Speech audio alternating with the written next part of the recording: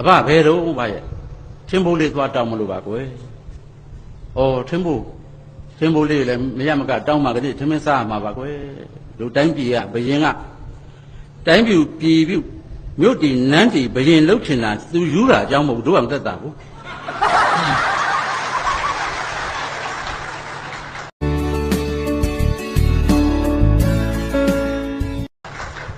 ကနကိုရောကြီးကပြုံးငါကိုတော့သိမကြည့်ဘူးအဲ့တော့အဘရဲ့ဒီလိုတော့ရှိပါတယ်ဒီကြတော့ပိုကောင်းတာပေါ့အဘရဲ့ဟိုးနောက်ဘက်မှာအေယာဝတီမြစ်အရှိဘက်မှာနတ်ထိတ်တောင်ဘက်မှာတော့ဒုဋ္ဌဝရီမြစ်မြောက်ဘက်မှာတော့မရေယာမြစ်ကြီးစီးဆင်းပြီးအလဲမှာသာယာတဲ့နေရာကြီးမဟုတ်လားအဘရဲ့သာယာတာအရင်ကြည့်ပါဦးကွယ်ထမင်းကအရေးကြီးတာပါသူ့ကိုဘယ်လိုမှတိုးမရတော့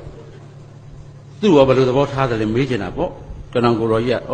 သူ့ညီတော်ကနောင်ကိုရောကြီးကတော့မစိုးပါဘူးအဘရဲ့အဘပြန်ဖြေတယ်လှဲမောင်းရင်ဒီမအေဘေးမျိုးဒီအချိုးပါပဲကွာ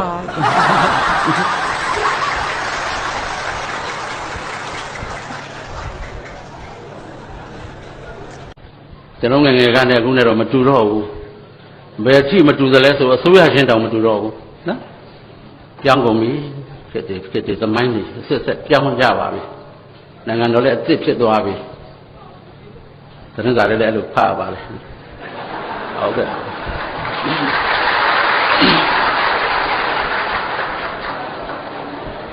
ဝန်တာတော့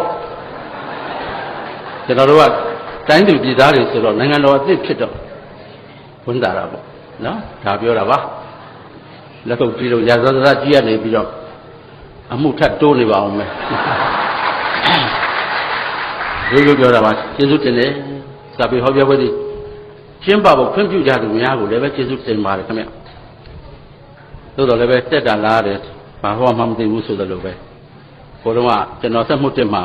ဝန်ထမ်းဘဝနဲ့လောက်တော့ကျွန်တော်လက်အောက်ကဥချစ်အေးတဲ့အသက်60ပြည့်တော့နေဝင်းမြဲတဲ့ငါပြင်ဆင်သွားရင်ဟန်းဝဲမယ်ကိုရင်ကြီးပေါ့ဝဲမယ်ပေါ့ဝဲပါဥချစ်ရဲ့လို့ခင်ဗျဝန်ထမ်းဘဝတော့သူများမျက်ရည်ကြီးပေါက်ကြအောင်လှုပ်ထားတာမနှဲဘူး